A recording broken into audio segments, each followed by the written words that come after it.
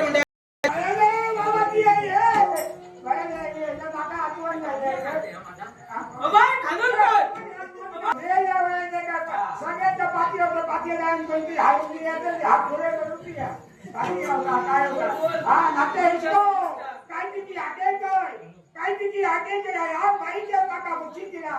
तिच्या बाया कळीचा तिच्या बरोबर माझा बाया कळीचा विश्वास अरे आतोच काय अरे आपल्या आसने विराजमान झाले आता सुप्रियेला संदेश कळव आणि तुला लवकरात हा हा एकच कुंकुमाटी बदलते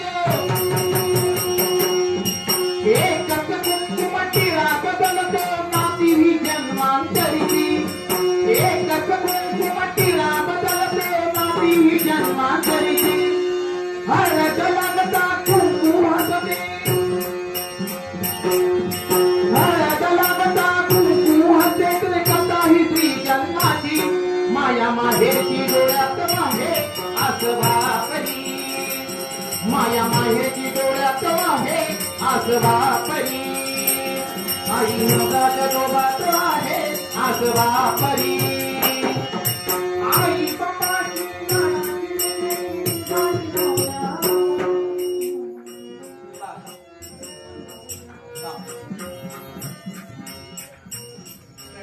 कल्याण होईल कळकळीची विनंती आहे हा जो स्वयंवर आहे तो मनपसंतीचा स्वयंवर आहे माझी कन्या भानुमती आपल्या मनाला वाटेल आपल्या बुद्धीला पटेल त्या वरालाही वरमाला अर्पण करणार आहे तेव्हा कोणीही आपला अपमान समजू नये तिची निवड करेल ती माझ्यासाठी योग्य असेल कोणी अपमान म्हणून त्याचं लक्षण न देता समाधान म्हणून माझ्या कन्येला आशीर्वाद देऊन सर्वांनी माघारी जावं तेव्हा तर बाळ वेळ चालेल तुम्हा सर्वांच्या आशीर्वादासाठी मी माझ्या स्वयंवराला सुरुवात करते स्वयंवरासाठी हा सिद्ध असलेला हा स्वयंवर मंडप देशोदेशीच्या उपस्थित मूर्ख कुमारांना या भानुमतीचा सादर प्रणाम हे माझ्या स्थल देवते हे माझ्या कुलदेवते आज या माझ्या स्वयंवर मंडपात माझ्या मनापसंतीचा वर निवडण्यासाठी तुम्हा साऱ्या देवदेवतांचे आशीर्वाद माझ्या पाठीशी राहू दे तुम्हा सर्वांच्या आशीर्वादानं मी या माझ्या स्वयंवराला सुरुवात करते स्वयंवराला सुरुवात स्वयंवराने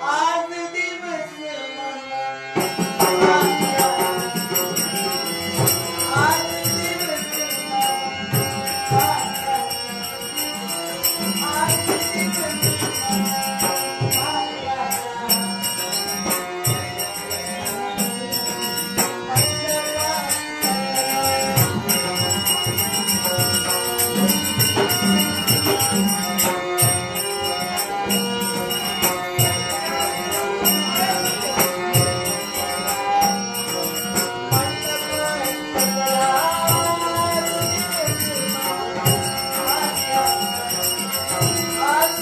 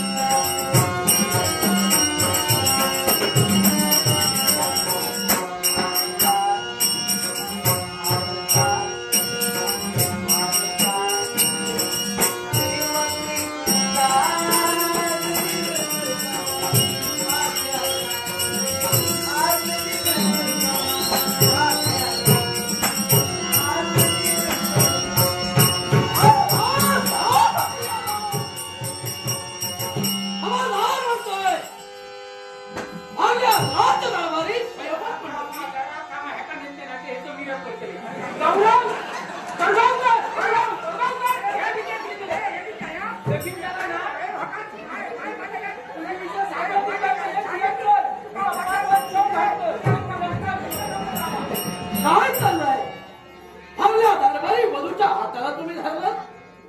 राजे हं. भरल्या स्वयंवर मंडपी तुमच्या कन्याचा हस्त मी पकडला म्हणून रागे तुम्ही बघला. अगदी असतं. मग मला सांगा हा. या विश्वाच्या ठिकाणी क्रिया पहिल्यांदा घडते की प्रतिक्रिया? जरूर क्रिया घडली जाते. मग त्या पद्धतीची क्रिया असते पद्धतीची त्याच्यावर प्रतिक्रिया बोलण्याचा अर्थ एकच. का? स्वयंवर मंडपात आम्ही उपस्थित होतो. हा. स्वयंवराला सुरुवात झाली. हं. प्रत्येकाच्या समोर तुमची कन्या येत होती. मग भरल्या स्वयंवर मंडपाच्या ठिकाणी जर का मला तिला वरायचंच नव्हतं नाही वरलं असतं तरी चाललं असतं पण हस्तिनापुरचा युवराज म्हणून इथं उपस्थित होतो. मग भरल्या स्वयंवर मंडपाच्या ठिकाणी तुमची ही बुद्धत पोर हात सोडून दाखविते. कुठं गेला तुमचा शिष्टाचार? थांबा म्हणतोय. सहज तुम्ही विचारू लागलात कुठं गेला शिष्टाचार? मान्य करतोय कदाचित माझ्या कन्येला नाकही उरडलं असेल.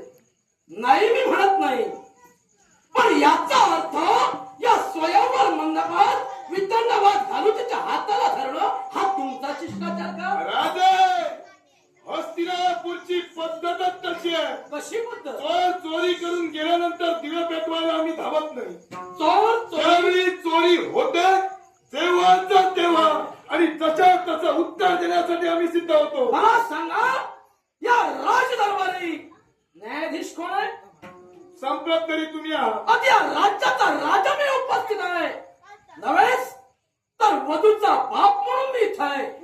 माझी कन्या जर चुकली एका वधू जर चुकली तर त्या वधूची तक्रार त्या बापाजवळ करायला नको का? निश्चितच मग करायला हवी. सांगा, तुम्ही ती तक्रार का नाही केलं? राजे अपराध माझ्या एकट्या समोर केला नाही. भरलेल्या साऱ्या युवराजान देखत ही कृती तुमच्या कन्येला केली आणि ज्या पद्धतीची कृती त्या पद्धतीला प्रतिकारे शब्द पहिल्यांदाच मुखातून माझ्या बाहेर पडले.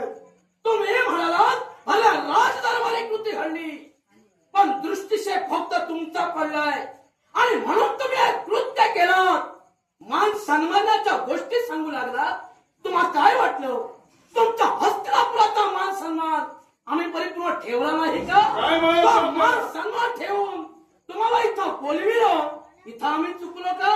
हस्तिनापूरचा मान सन्मान ठेवून तुम्ही बोलविला तर तुमच्या मुलीच्या केवळ या अवगुणांवरून दिसून येतं की केवळ हस्तिनापूरचा अवमान करण्यासाठी तिथं तुम्हाला आम्ही इथं तुम्ही अवगुण म्हणू लागला. तुमचा तरी काय सद्गुण काय म्हणायचं? म्हणून तुम्ही तिच्या हाताला हात धरला. वास्तविक तुम्ही मला सांगायला होतात कारण बाप तिचा अजून जिवंत आहे. तिला शासन करण्याचा अधिकार तुम्हाला कधी पोचत नाही. मी काय करावं हे तुम्हाला कळतं. मग जर का हस्तिनापूरचा युवराज तिला मानण्याच नव्हता तर हस्तिनापूरला निमंत्रण का दिला? युवराज मान्य नव्हता असं तिनं किंवा मी केव्हाही म्हटलेलं नाही. कदाचित तिला मान्य नसेल ती वर मला दुसऱ्याला घालेल. तुम्ही शिष्टाचाराच्या गोष्टी सांगता. कदाचित माझं तर म्हणणं असेल तो शिष्टाचाराचा सांगतोय तो मागील इतिहास परत उघडायला इथं आलाय. बोलण्याचा निर्विधार्थ. एकच अरे ज्याच्या जीवावर आतापर्यंत तुम्ही जगलात ज्याच्या जीवावर तुम्ही आतापर्यंत वागलात त्यात भीष्माचार्यांनी असंच कृत्य केलं होतं. अति काशी नगरीपर्यंत जाऊन अंबिका आणि अंबालिका यांचा स्वयंवर मांडला असता तिथं त्यांनी तो विध्वंस केला आणि त्याच उदाहरण घेऊन इथं तुम्हाला उघडायचा होता. कारण कदाचित माझ्या भानुमतीनं तुम्हाला जर वरलं नसेल तर तुमच्या इथं अपमान होईल असं वाटलं असेल तुम्हाला. राजे मागील गोष्टी तुम्ही उदाहरण देऊ लागल्या. मुखातून तुमच्या शब्द बाहेर पडले. म्हणे काशी नरेश राजा काशीपर्यंत आमच्या भीष्माचार्य गेले. अंबिका आणि अंबालिका यांच्या स्वयंवरात मला विध्वंस केला. अगदी खरं. हैदोस घातीला. तिथं का गेले होते यांची परिपूर्ण जाणीव आपल्याला असेल. का म्हणाले? हस्तिनाला निमंत्रण दिलेलं होतं. मग या हस्तिनापुराला निमंत्रण न दिल्या कारणानं त्याचा जाब विचारण्यासाठी तिथं गेले होते. दुर्योधन अरे जाब विचारण्यासाठी गेले पण तिथं ते घडलं याला परिपूर्ण कारणीभूत भीष्म होते. तुम्ही म्हणालात अपमान झाला म्हणून ते तिथं गेले. निमंत्रण दिलं नाही म्हणून पण काशीला गेलं का निमंत्रण दिलं नव्हतं? एकच हस्तिनापूरचं अस्तित्व त्या काशी राजाला मान्य नव्हतं. नव्हे तर केवळ राजगादीवर बसलेला केवळ भीष्माचार्यांचा बंधू हे याचं अस्तित्व त्या काशी राजाला मान्य नव्हतं. का म्हणून? कशासाठी? राजा म्हणून तपासला त्याचं अस्तित्व मान्य नाही तुम्ही म्हणतात. हा? याला कारण एकच, म्हणजे तो विचित्र वीर म्हणून राजा बसला. तो होता तो क्षयरोगी, आणि क्षयरोगी असल्या कारणानं हे तुमचं मत असेल. पण मी तर सांगेन तर याच्या पूर्वी या भीष्मानं आणि राजा शंतनूनं काशी नरेश काशी राजा याचा अपमान केला, म्हणून त्या अपमानाचं शैल्य म्हणून त्यानं तिथं त्याला बोलविलं नाही. राजे हं? केवळ राजा काशीराजांचा अपमान केला म्हणून बोलविले तुमचे शब्द झाले. हं? पण ज्यावेळी जाब विचारण्यासाठी गेले त्यावेळी केवळ भीष्माचार्यांचा बंधू क्षयरोगानं केवळ ग्रस्त होता याच कारण त्यांनी पुढे केलं. तुझ्या राजगादीवर बसलेला शास्त्रा तो कुणी असू द्या, केवळ राजगादीवर बसलेला शास्त्राला नव्हे तर त्या राजगादीला निमंत्रण द्यायचं असतं. अगदी मान्य, राजगादीला निमंत्रण द्यायचं असतं, पण ते शक्यत्वाचं नातं होतं. ते शक्यत्वाचं काशी नगरी आणि हस्तिनापूर हे नातं का दिशे राजा शंतनू देवा तोडिलं. त्याचा अपमानाचं शैल्य अगदी राजा काशीच्या अंतराने होतं. कारण राजा काशी यांची भगिनी याची जवळीक सोयरीक अगदी साधण्यासाठी राजा शंतनू पर्यंत राजा काशीच्या वेळी आला. मागणी होती ते फक्त एकच, जो देवव्रत होता त्या देवव्रतासमोर आपल्या बहिणीचं लग्न व्हावं. बहिणीचं लग्न ही इच्छा, पण राजा शंतनूनं तिथं त्याचा अपमान केला. अपमान झाल्या कारणानं त्या अपमानात त्यांनी नकारही दिला. म्हणूनच राजा काशी राजा अपमानित होऊन माघारी गेले, आणि त्याच कारणामुळं त्यांनी निमंत्रण दिलं नाही. ती राजानं क्रिया केली त्याच्यावर त्यांची प्रतिक्रिया होती. अर्थात तो विध्वंस करण्याच्या उद्देशानं भीष्म तिथं गेले होते ते फक्त स्वार्थासाठी. मुखातून शब्द बाहेर पडले. भीष्मांनी केलेल्या क्रियेवर त्यांनी प्रतिक्रिया उमटवली. मग संप्रत तुमच्या कन्याकडून जी क्रिया घडली त्याच्यावर मी प्रतिक्रिया उमटली. काय चुकलं माझं? आणि त्याच प्रतिक्रियेवर मी माझी प्रतिक्रिया उमटवली. यात माझं काही चुकलं का? सम्राट माझी पावलाईतवर पडली ती स्वयंवराचा आस्वाद घेण्यासाठी. पण जर का हस्तिनापुराच्या युवराजाचा धडधडीत अपमान जर का तुम्ही करत असाल अशा क्षत्रियाला जिवंत सोडता आपल्याला. एक वेळ शून्यता तुम्ही होता, तर त्या शून्यपणानं माझ्या कन्याला जर माफ केलं असतं, मोठ्या मनानं सांगितलं असतं तुमची कन्या चुकली, अहो तुमच्या वेळपात राजाला पाय सुद्धा धरले असते. पण मान सन्मान हे तुम्ही केव्हा ठेवू शकत नाही. कारण ज्यावेळी तुझा बाप म्हणजे धृतराष्ट्र याचं लग्न तेव्हा होत नव्हतं, त्यावेळी या भीष्मानं जबरदस्तीनं हे सुद्धा लग्न स्वतःच्या स्वार्थासाठी चालविलं. काय म्हणायचं स्पष्ट करून सांगा. एकच मला सांग, तुझे मामा किती? माझे मामा दोन. कोणते? सम्राट समोर हे आणि दुसरे मामा शकुनी. हे दोन तुला ज्ञात.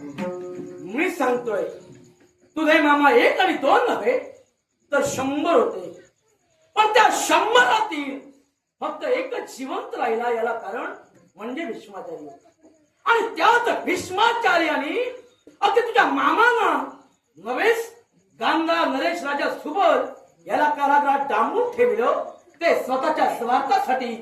केवळ तुझी आई म्हणजे गांधारी हिला सुद्धा माहित नव्हतं तुझा बाप आंधळा आहे, आणि हे सारं झाकून ठेवून मनाविरुद्ध अगदी तिथं लग्न लागलं. याचा प्रतिकार उठला. त्यात अपयश गांधार नरेशाला आला. म्हणून साऱ्यांना कारागृहात बंदिवान करून ठेवलंय. आणि स्वाभिमानाच्या गोष्टी सांगून इथं जो आला, अरे आपल्या सगळ्याचा राज करून आणि मोठेपणा सांगतो. राजे भीष्माचार्याने मला गांधार देशावर आक्रमण करून साऱ्यांना बंदिवान केलं. नव्हे तर माझा बाप आंधळा लपवून ठेवलं. गांधार देशातील केवळ गांधारीनं केवळ ती कोणत्या कर्मानं मंडित होती हे कुकर्म लपवून ठेवलं नव्हतं. हे कुकर्म म्हणतोय. असं काय ते एकच हं. ज्यावेळी विवाहासाठी तिथपर्यंत गेले त्यावेळी तिचा पहिल्यांदा विवाह झाला होता हे तिने सांगितलं होतं. अगदी मान्य म्हणाल असते, सांगितलं नव्हतं. मग हे कुकर्म नव्हे. हे कुकर्म म्हणतोय, पण ते लग्न का केलं गेलं? एकच जिच्याशी तिचा विवाह होईल तो तात्काळ मृत्युमुखी पडेल हं. हा तिला मध्ये शाप होता. मग सांग, हे जर त्यांनी केलं कुणाच्या भल्याचं केलं? मी काय म्हणालो, जर भल्याचं जरी असतो तरी इच्छा अपेक्षा तिथपर्यंत किंवा धृतराष्ट्र नव्हे तर भीष्माचार्य गेले होते. जी जीवनात घटना घडली ती सत्य परिस्थिती सांगणं क्रमप्राप्त नव्हे. मान्य. मग ती न सांगितल्यामुळे पुढचा प्रमाद घडला. त्याने मला न सांगितलं म्हणून प्रमाद घडला, पण ज्यावेळी नकार दिला त्यावेळी भीष्माने अधिकाराचा शक्तीचा जोपात ठेवून हे लग्न लाविलं. ते मान्य झालं. लग्न लाविला पहिल्यांदा ज्यावेळी सत्य समोर आलं त्यावेळी बंदिवान केलं. मग ज्यावेळी बंदिवान तुम्ही केलात त्यावेळी तुझ्या आईचा त्याने विचार केला होता का? आईचा विचार करण्याचा प्रश्न उद्भवला नव्हता. कसा म्हणून? प्रश्न उद्भवला तो हस्तिनापुराचा. आणि हस्तिनापुराचा ज्याला अवमान केलं त्याला शासने घडलेलं आहे. मग तुम्ही म्हणताय हस्तिनापुराचा अवमान त्याने केला, मग राजा धृतराष्ट्रानं तुझ्या आईला का नांदवलं? एकच उद्देश केवळ तिने सुद्धा एकच केवळ आपल्या पित्याशी एक व्रत राहिली. माझ्या पित्याचं पाणी ग्रहण करण्यासाठी माझी माता तत्पर ठरली.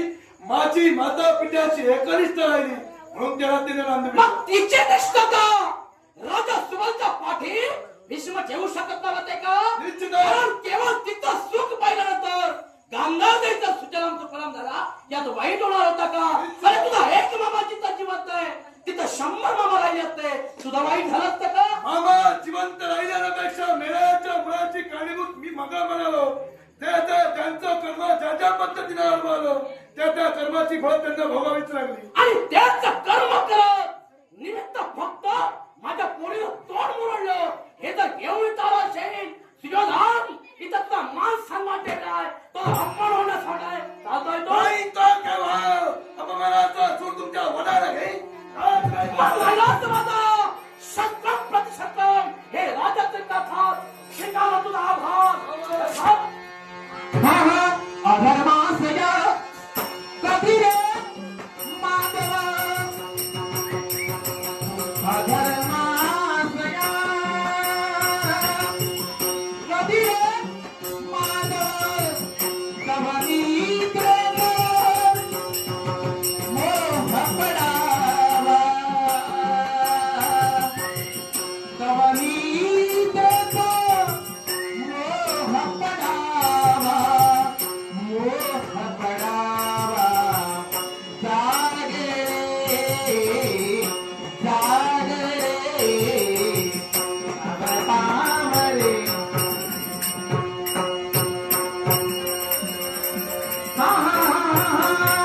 दुर्योधनाने हा प्रलय मांडला. दुर्योधनाने प्रलय मांडला.